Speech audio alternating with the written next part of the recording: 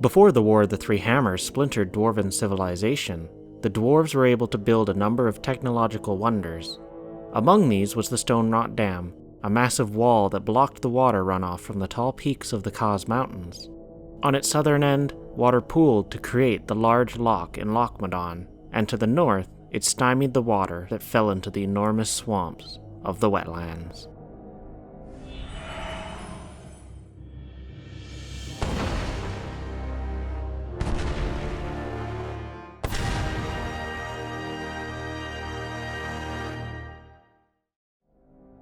When the War of the Three Hammers broke out, the Wildhammer clan was evicted from Ironforge and forced to find a new home. It was to these northern reaches of Khaz Modan that they traveled, erecting a bastion on the borders of the Wetlands and the Twilight Highlands. They called it Grim Batol, and there the Wildhammers began to grow a legacy to rival that of Ironforge's. To the south, amidst the Red Ridge Mountains, the Dark Iron clan built their own bastion, and from here, Sorcerer Thane Tharasan launched a two-pronged attack. Half his army he led to the gates of Ironforge, while his wife Modgood bore down upon Grim Batol with the rest of the Dark Irons. Grim Batol's gates fell, and the two dwarven clans fought a fierce battle within its walls. Unbeknown to the Wildhammers, Modgood had acquired a dark artifact before heading the strike on Grim Batol. The dwarven sorceress pulled out the cursed dagger Xalatoth, a twisted weapon dating back to the Black Empire. With it she wove a spell, a curse that caused the shadows of Grim Batol to come alive and strike at the Wildhammers. Kadros Wildhammer, leader of the Wildhammers, was able to rally his forces and defend against the onslaught, before finally dealing a fatal blow to Modgood. The Dark Irons fled Grim Batol, and the Wildhammers, allying with the Bronzebeards, chased the Dark Irons back to the Red Ridge Mountains, where they witnessed Tharasan accidentally summon Ragnaros, leading to the creation of Black Rock Mountain, the death of Tharasan and many of the Dark Irons, and the end of the grueling war. When the Wildhammers returned home, however, they found their fortress still cursed by Modgood's spell. They deemed it uninhabitable, forging northward to Airy Peak. The Bronzebeards sought to keep friendships and trade alive with the Wildhammers. Together they built a mighty bridge. The Thandal's span bridged the gap between the Wetlands and the Arathi Highlands, linking the continents of Khaz Modan and Lordaeron, and allowing for safer, easier passage across the gap. With the war ended and trade established, both clans entered a time of prosperity. More than 2 centuries later, Grim Batol would find itself inhabited by a different race.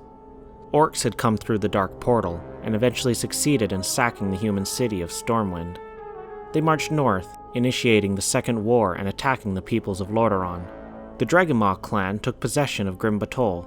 When they found and enslaved the Red Dragon Aspect, Alexstrasza, using the Demon's Soul, they made Grim Batol her prison. They used her to breed red dragons to fly into battle, giving them a massive advantage during the Second War, and allowing them to hold the fortress long after the war had ended. Eventually, the fortress was stormed by a group of heroes led by Ronan, and Alexstrasza was freed. The Dragonmaw clan was mostly decimated in the resulting attack by Alexstrasza and her brood. The few survivors fled to the hills of the Wetlands and the Twilight Highlands. In the years following, dwarves from Ironforge began to repopulate the area, setting up a few expedition camps across the swamp. Menethil Harbor was erected alongside the western coast, a port for Alliance forces in the area. A few red dragons continued to inhabit Grim Batol and the surrounding area. And then the Cataclysm struck, and devastation racked the Wetlands. The Stone Rot Dam was broken in Deathwing's destructive path, causing the loch from above to empty out onto the Wetlands in a massive burst. Seismic activity caused the ocean to crash against the western coast, flooding Menethil Harbor. The swamp's ecosystems were thrown into disarray, and to the east, the Twilight's hammer assaulted Grim Batol, driving the red dragons out and taking the old fortress as their own. When a hero arrives in Wetlands, they find Dragonmaw orcs and Dark Iron dwarves alike attempting to take advantage of the chaos.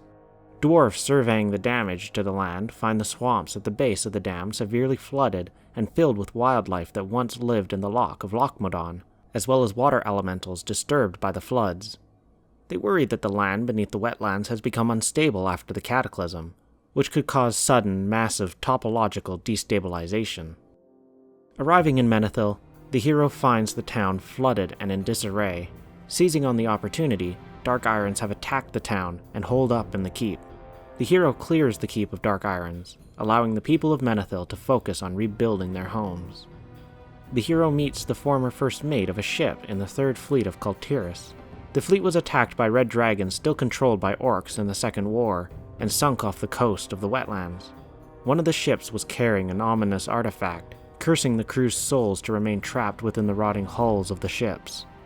The hero finds the Eye of Paleth in one of the ship's hulls, and brings it to a dwarf in the inn, who informs the hero that the eye has been found and cleansed years ago.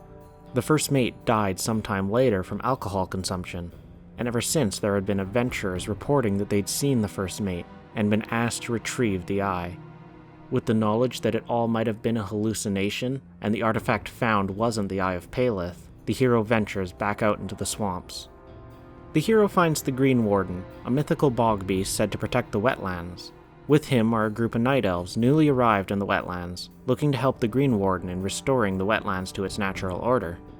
To the north, the hero finds Ironforged dwarves fighting for control of Dunmoder and the Thandal Span. These Dark Iron dwarves have joined the Twilight's Hammer after Moira, leader of the Dark Iron dwarves, joined the Council of Three Hammers in Ironforge. They take the bridge entirely and drive the inhabitants of Dunmoder from their homes. Led by Thargus Anvilmar, who has before fought against the Dark Irons in defense of the bridge alongside Varian Rin, the hero and the dwarves push the Twilight's Hammer back, retake Dunmoder, and confront their leaders at the center of the bridge, leaders who have been killed before and raised using dark magics.